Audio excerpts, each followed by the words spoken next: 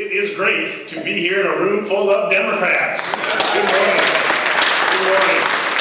I want to start with a short story from the campaign trail. Bob has been on the trail for a while, so have I, so have Ethan, and a lot of funny things happened, and I just wanted to share one of those with you. I got on a plane to go to Juneau to do a fundraiser a while back, and the plane was in the cargo configuration. And as Alaskans, you know what I mean. It means that there's a wall up at about the middle of the plane. There's cargo in front and there's passengers behind.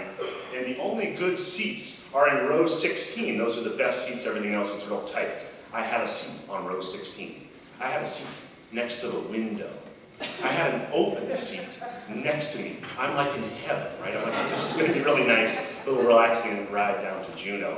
And as the flight attendant said, we're bringing aboard the final paperwork, we're closing up the aircraft, I looked over my shoulder, and there's a giant coming down the aisle. And this giant, boom, hits the seat next to me and sits down, and he's just this lumberjack guy. He's like all in my space. And I just can't get out of my space, and we chat, and he's in the Coast Guard. He's going to Ketchikan. He's a nice guy. I'm a nice guy. And, the plane takes off, and I put on my headphones. And this new friend of mine next door to me pulls out of his bag the book he's going to read on the way down there, and it's a copy of Going Rogue. It's a brand new copy. He opens it up, and he starts reading this like it's the Bible.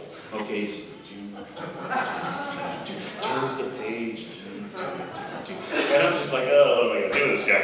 And, the drinks come, and we chit-chat, and, I put my headphones back on, and he keeps reading Going Rogue, just like it's just the best thing he's ever seen. And we get to Juneau, and I stand up, he's going on to Ketchikan, like I said, and I'm getting ready to say goodbye, and I just can't take it. I look at him, he's like up to here, he's sitting down, but he's like right here, and I say, I'm in that book. He goes, you are?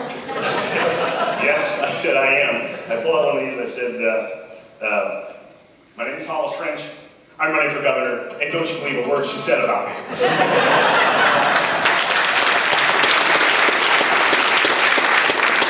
So this would be a tempting moment to go into a long personal history and tell you all about my qualifications for office, but there's one of these in the room, and my campaign manager will make sure you get one. It's got a little biography of me on the front, some kind words from my colleagues on the back in the legislature.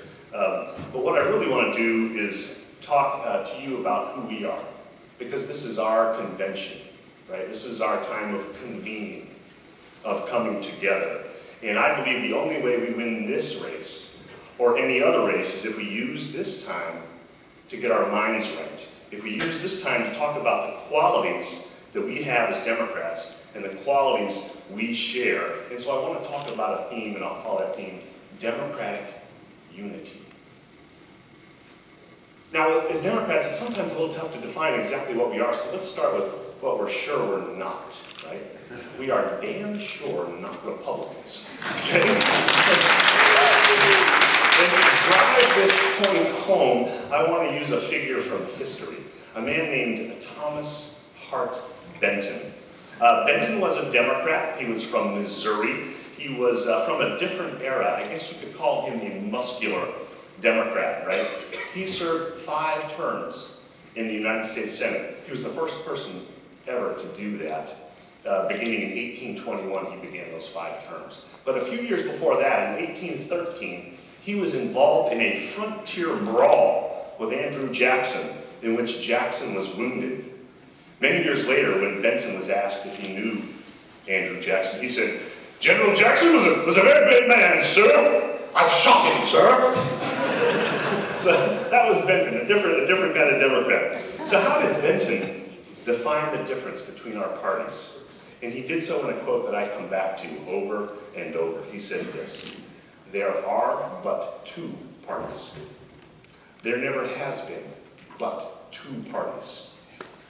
Founded in the radical question, whether people or property shall govern.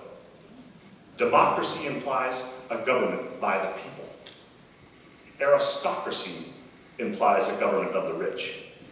And in these words are contained the sum of party distinction. I believe the Baptist Church is right down to today. They love money. We love love people. They love corporations. We love labor unions. They love CEOs. We love the working guy. They're all about cutting the capital gains tax, and we're all about raising the minimum wage. They want to build prisons, and we want to build schools. You can see this distinction. And you can see this distinction playing out in nearly every major policy fight in the last decade right here in Alaska. Let's talk about our most valuable resource. And frankly, one of the big reasons we're a state. The Swanson River oil discovery had more than a little to do with the statehood effort. And on politics and on policy, there's a clear distinction in oil politics between the two parties. Democrats led the fight for a fair oil tax. That fight led to success in 2007 and to a $12 billion savings account that's in the bank today, set aside for a rainy day.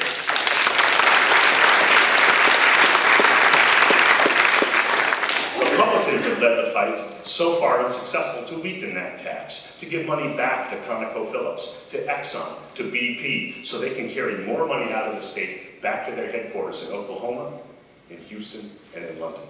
Right. Let's talk about healthcare. Let's talk about healthcare. Democrats have led the fight for healthcare reform. One of the bitterest days I experienced in the legislature was in 2003, when the Republicans froze the income eligibility levels for Denali kid care, effectively putting us at the bottom of all 50 states when it came to help for low-income children and pregnant women, for them to get access to health care. The vote was one of the clearest examples of the differences between our parties. In 2007, Democrats led the fight to make more people eligible. We won the fight in 2007. We raised that eligibility. We did it again this year in 2010, and Democrats are going to continue to lead for health care reform.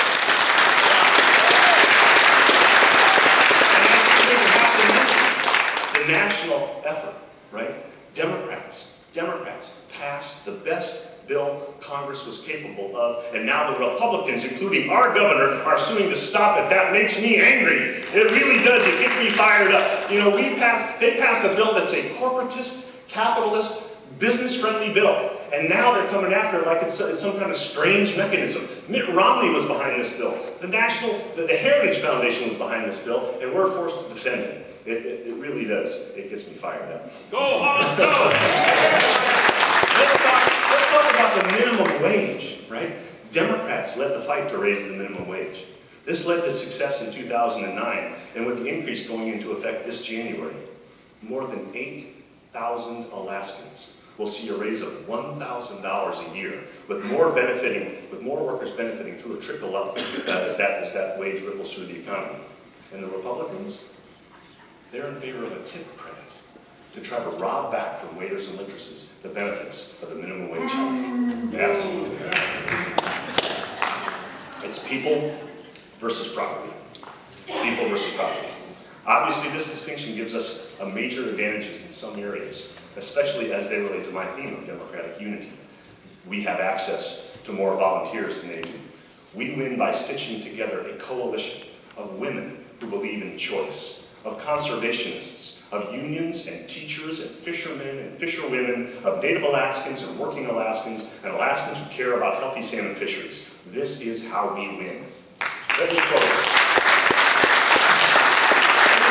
Let me close by saying some provocative words.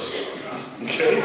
As I've indicated, this is all about democratic unity, about who the next governor should be. And any one of the candidates you're going to hear from today is qualified to be governor, and I can prove it in less than 5 seconds. Okay? Stay with me. Here's the proof. Frank Murkowski, Sarah Palin, Sean Parnell. Okay? Maybe these jobs, you can darn sure do better. I absolutely need it. Let me be a little bit more provocative. Folks, if I wake up on the day after the election, and if I wake up on the day after the election in November and Bob Poe is governor, that's a good thing. And if I wake up on the day after the election and Ethan Berkowitz is governor, that's a good thing.